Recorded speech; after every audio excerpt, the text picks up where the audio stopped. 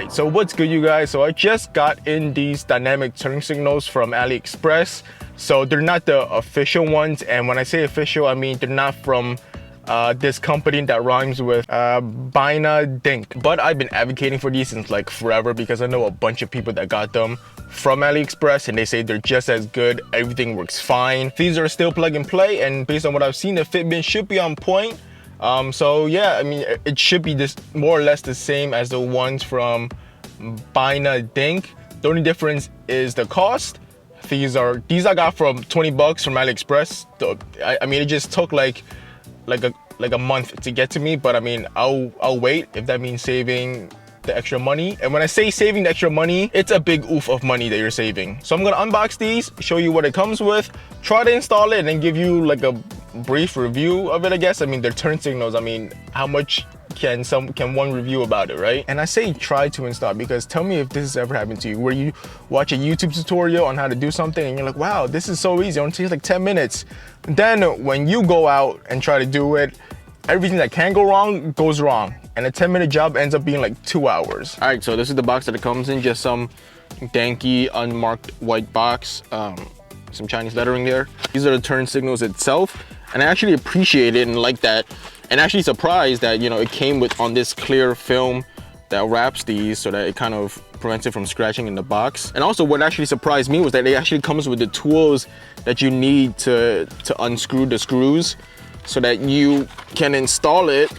For example, it comes with just this, whatever it's called, the wedge thing. But no, this is the thing that's really impressive. It comes with the screwdriver that's, well, not a screwdriver, it's the star one. What is it called? The torque screw or something? The star screw, but yeah. So this is great that it comes with all the tools you need to install it. And yeah, let's go ahead and do this. So I'm not gonna go do like a full install step-by-step guide on how to install these, so I can keep the video short. And also because there's like a bunch of these videos online on YouTube that you can probably look up, which will probably do a better job at explaining than me.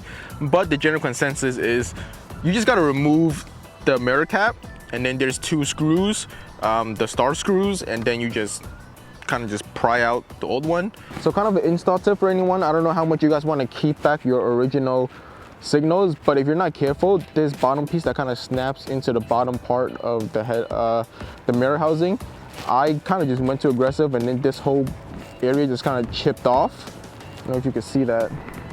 See how this is supposed to be like smoothish, and then mine is just all chipped off because it just wouldn't come off, so I just, fuck it, I'm not using these ever again, so I just kind of broke it. Also, another tip is when you plug the connection back in, this is the OEM one, but for the aftermarket ones, when you plug it in, make sure these prongs kind of look like this OEM one right here, they're straight, because for me, I kept fiddling with it, and then for some reason it wouldn't turn on. Is because those little prongs inside my aftermarket one wasn't as straight, so it wasn't making a connection.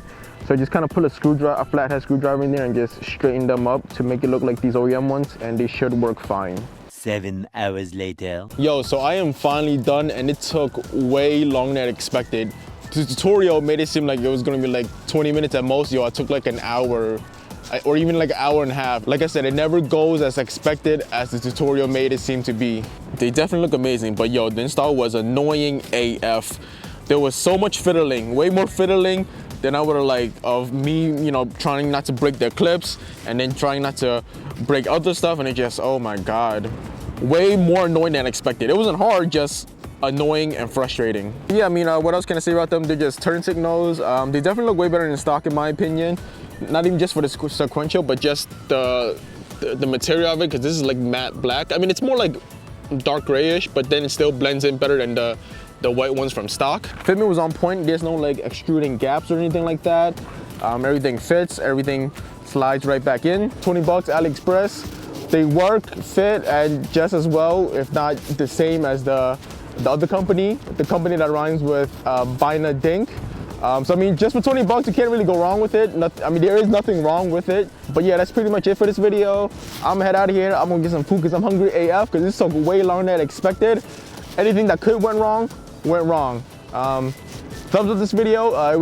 It definitely helps way more than you think. It helps the algorithmize my video, and leave a comment about anything. I don't even know. Just be like, yo, how's the weather? I don't know, write whatever you want, but just leave a comment, thumbs up, like the smash button. Wait, no, it's, yeah, like the smash button. That's how it is.